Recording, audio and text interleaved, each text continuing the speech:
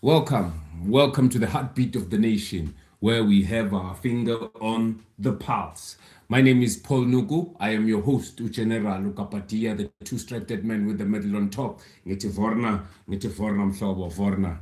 Today we are exploring the power of music, a tool of social change, identity, and resistance. Today we're speaking about Gwijo and the revolutionary songs versus, how they are, how you might find yourself with they are similar, but they are not similar because they are totally two different things.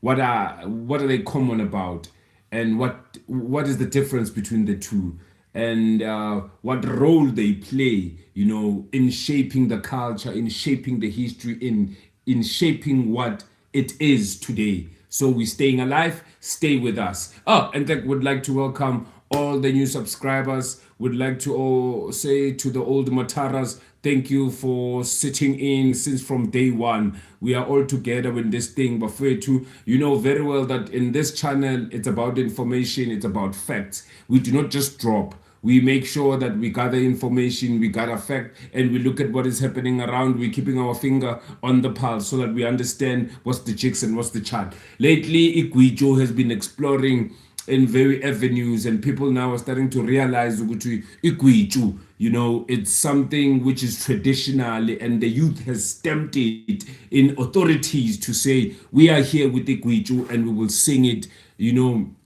until kingdom comes, as they say. So what is Gwijo? Gwijo is a traditional South African genre, deeply rooted in all the cultures that you may find is Xhosa, Chivenda, is Zulu, Tsonga, all the indigenous languages, and the Khoisan language. You would find that they were sitting around the fallen sun speaking about politics, from Cape to Cairo, and they will sing songs, and share stories among that. So that's a fascinating way also in looking at the rhythmic and the characteristics of Gwijo. It's a call and response style of singing, often performed during a communal gathering, a celebration, or a sporting event. These war cries, say St. John or St. Peter's, what a love, oh,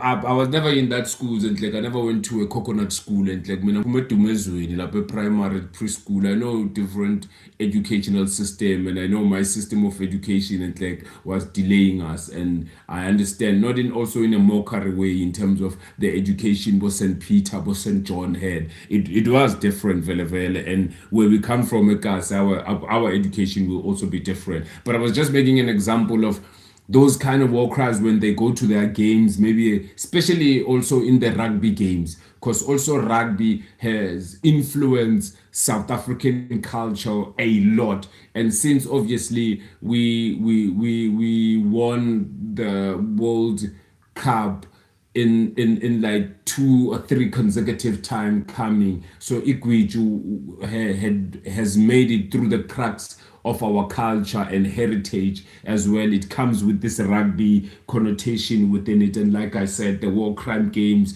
people who would understand, who come from those particular schools, who understand when I speak about those war cries. And still vandaag, they are also happening. It's even worse now. The kids have got drums, have got everything now to play that thing with. So now I got new now bashai with you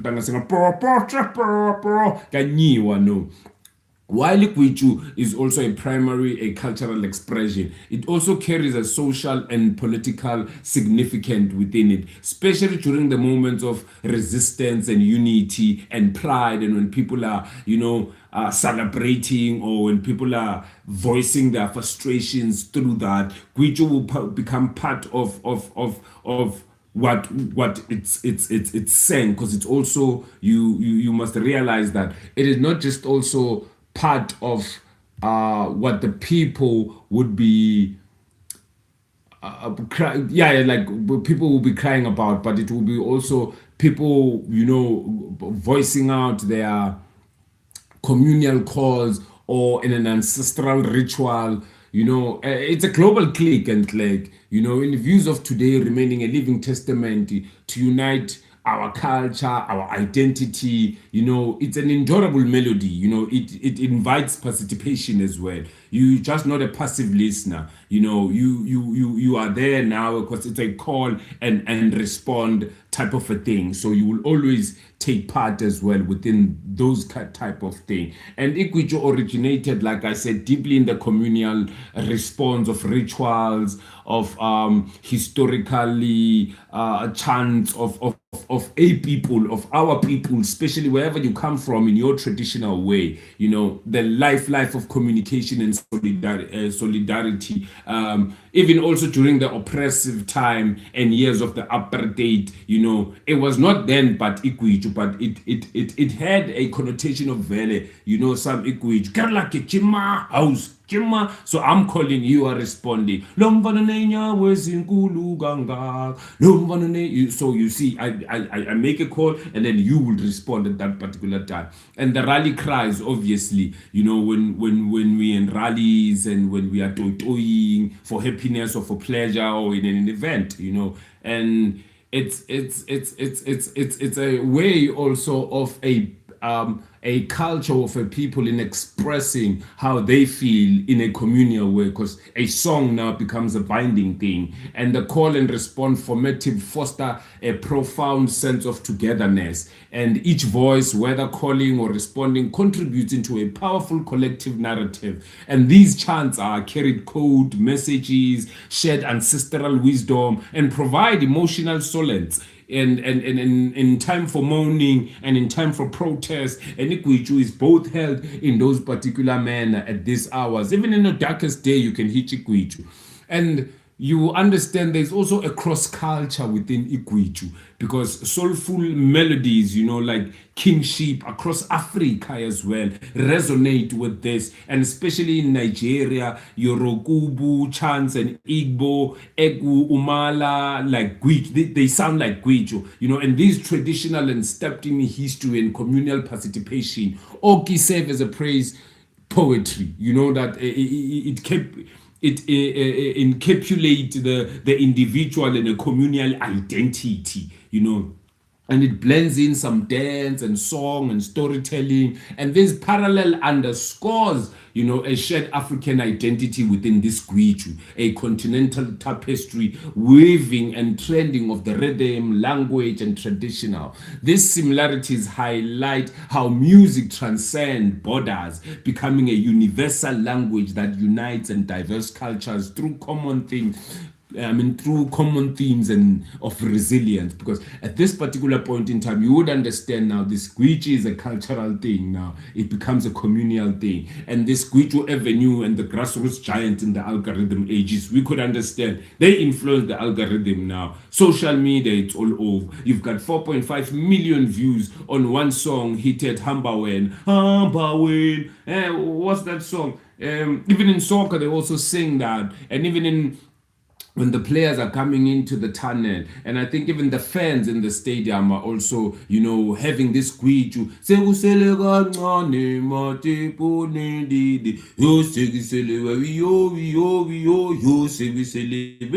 So that becomes part of this cheering, and 4.5 million views are watching that, and it means a lot to them, I-message ingenile izolo. Yeah, and then they sing their stuff. I can imagine, but message ingenile izolo. So I wouldn't know what does that mean, but it's good, it's in different languages, but when you hear it, it's provocative, and these songs are going viral in TikTok. They're becoming a TikTok sensation, blending in traditional vocal and technique with contemporary themes, providing that Gwijo can adapt to the remaining relevance of this particular understanding of where we are in terms of Gwijo, and what do Gwijo represent within the youth of today. Now, let's look at the revolutionary songs of the 60s, 70s, 80s, the sound of resistance, the sound of protest. I mean, during the 90s or the 80s, South Africa was entrenched in apartheid. The revolutionary songs like Bonkosi Sigeleli Africa, Sukulule, Bring Them Back Home, became anthems, of defiance. And these songs were sang at rallies, protests, underground gatherings, fuel resisting, and hope. They were often sober, powerful, and deeply emotional, calling on liberation and justice. Now, those particular songs were songs in which they had a deep meaning in this revolutionary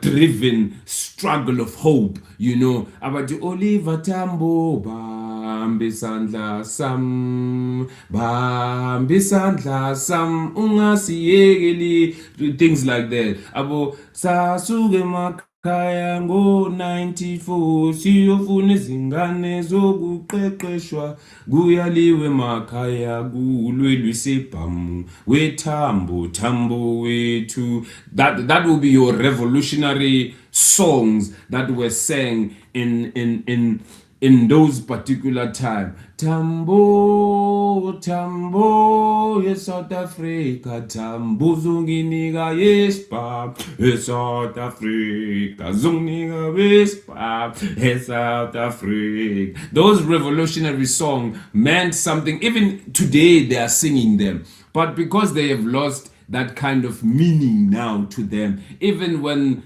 they are singing it now, it has their kind of like a different tune now, because it also has a Gwijo kind of like, about the ishumi neminyaka singaboni abazali bam iyede abazali bam. So it's also coming from the prison.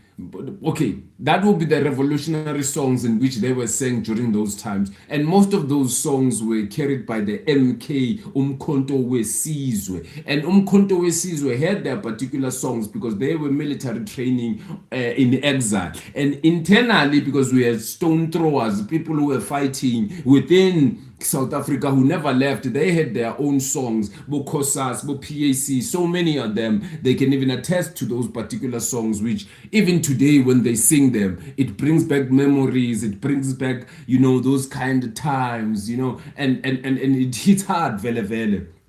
Because we have to understand, song is a vibration and song is a frequency. And if we are made 90% of water, when the vibration is happening and when the song is happening, you can understand what does that do to a body when somebody is listening to those kind of music. And back then, tracking Nyana, because also in prison, Gwijo.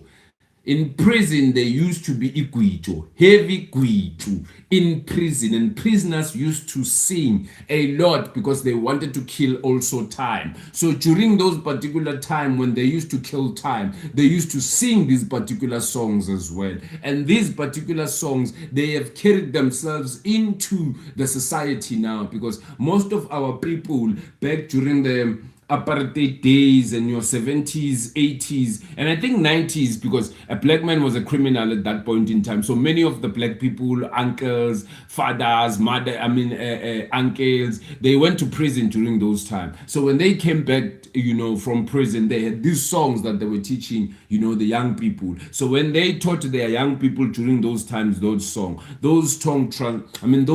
transformed to become revolutionary. They transformed to become a meaning tune to what is happening at that particular moment in time. And we have so many influencers that came out from prison during those days, and now they are quite influential people in our society. They are out there speaking proudly and loudly that they went to prison, and young people must not do that mistake of going to prison. So Gwijo nayo, it has that form of prison connotation within it, in terms of when they used to sing songs, in terms of killing time, and Gwijo also derives from that particular moment in time. So you would understand now, Guti, you have prison songs that are marinated, synthesized to make the meaning of a people at that particular point in time that turned into now the culture of this Gwijo that we see. So it's your present songs mixed with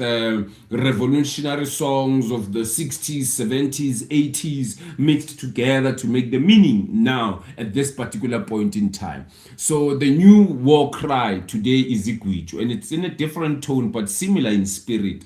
It's energetic, it's infusing contemporary themes like social inequality, youth unemployment, and love, and falling in love, and life generally as well. And now Gwijo has turned into a symbol of being a new voice for the new generation. Now we have competitions that are springing out that are promoting Gwijo. There's also political parties now that are going, no, Gwijo is the way to go. And I saw Maibu Yaga Floyd now, they've released a CD. Obviously EFF had already had a CD, but we all know the real history when we document it. The people who have came with all of that, we will know is the African National Congress and the MK, which is the Umkhonto weSizwe, and the PAC, Pan-African, and the AZAPO as well. The old revolutionary parties, not these new parties that you see now, because this now is just I'm in a space where I'm looking at scammers, people who have found an easy way to make money, so you become a politician. And now you can tell this nowadays, it's all about that. When you become a politician, you make more money. And when you make more money, you control certain things. As one of the ministers had said, to say, I want power. And power is the only thing that I'm in for politics for. Power. I want power. And when somebody does that, it shuts you, me, and the people you represent. Because now, you want power. You do not understand the dynamic of leading these people. So when we compare the two, the Gwijo and the revolutionary songs. So the revolutionary songs have an aspect, and it obviously, and a purpose and a tone and musical style and audience. So when you look at purpose, it mobilizes the revolutionary songs. It inspires hope. When you look at Gwijo, it's just an expression of youth identity and challenges that are societal issues. And the tone, the revolutionary songs have serious tone within it and emotional, involvement within it. As Gwijo, it is energetical, it is rebellious, it is vibrant, and then the music style, it is traditionally revolutionarily formed in a traditional, often acoustic and choir-like sort of, because we must also remember the colonial setup of South Africa, more especially through the Christian side, that choirs were the in thing, in the colonial times. So when you were in a choir, or when we grew up now in spaces where choir, religious choir was dominant, and certain music and certain tones will be influenced by that kind of traditional Christian, Roman Catholic kind of like music within the South African. It also depending on vele, the dominant of those particular religious groups.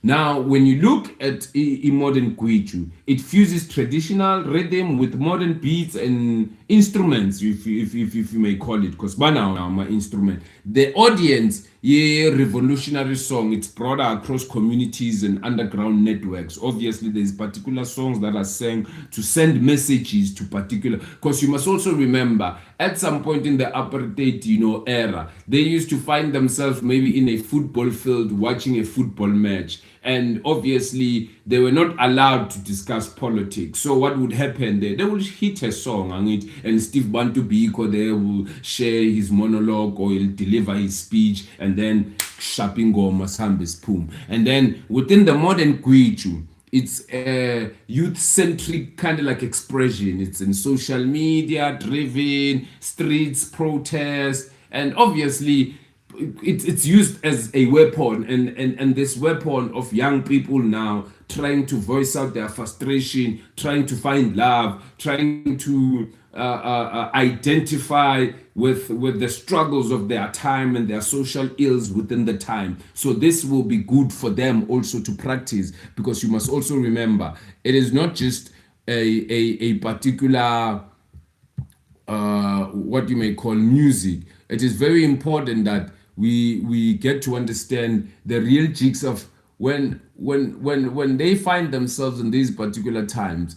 It is beautiful, because it's a loud expression of struggle, it's resistance, and it's hope. And both the revolutionary songs and the Gwijo, they form part of our culture. They form part of our community, and they galvanize the community, they preserve the culture, they challenge oppression and the status quo, and the 80s we can lay, the 80s has laid the foundation to Gwijo and it inspires generations to fight. And today's Gwijo continue that legacy, adapting it to a new era, the voice of the youth, and it echoes their hope and it echoes their frustrations and their dream. As we are about to also find ourselves in a space where we need to understand, and historically they need to understand where this Gwijo comes from, so that they can hold pride in this Gwijo, they can hold pride in this new form of music in South Africa that they have found, the youth of today, and it's a declaration of modern war cry rooted in tradition but energized and in a contemporary struggle. It's a living testament, sure, to how resistance evolves and yet remains constant in its purpose to to be the voice of the voiceless, to speak the unspoken, to rally, and make sure that you are aware of the challenges you are facing as an individual and as a society, because these are now new struggle, and the guys now are voicing out their frustration and they're voicing out their social ills through these songs. So I'd like to say to all the Gwijo lovers, to all the Gwijo creators, please keep on creating a Gwijo, and please borrow if you have to from the olden tracks, because those olden tracks are the base in which your Gwijo is formed. It's same as Amapiano created the base from Kwaito. Kwaito was created the base from the bubblegum music. Bubblegum music was created from Amarabi. Amarabi will come from the jazz of the Sapphire Town. So there is history through these things. It is not just things that you might find yourself, I don't know how to put this. There's nothing new under the sun. It's how it's done. So when you try to figure out things, you must understand where the roots are, so that you will be able to understand and carry it, into bigger levels. And I thank you very much for listening. I thank you very much for being with us. And kindly, please, don't forget, share, don't forget to subscribe, and because the numbers of the viewers and the subscribers are not making sense, but it's okay. At the end of the day, you can watch what you watch, but don't forget to subscribe and to help me create these videos more often, to help me have the inspiration to come back, to share history, to share knowledge, to share power. Because I told you in this platform, it's not just about making videos, it's about the facts, it's about keeping our finger on the pulse. We will explore more stories of our music, we'll explore more stories about our politics, we'll explore more stories about what's currently happening in South Africa. So join us next time as we explore more stories. Until then, we keeping it loud, we keeping the spirit of the voice of the people. I am your host, General Lukapatia, the two-structured man with the medal on top. Mina ngithi vorna mhlobo. See you next time, bafowethu. Sise strati.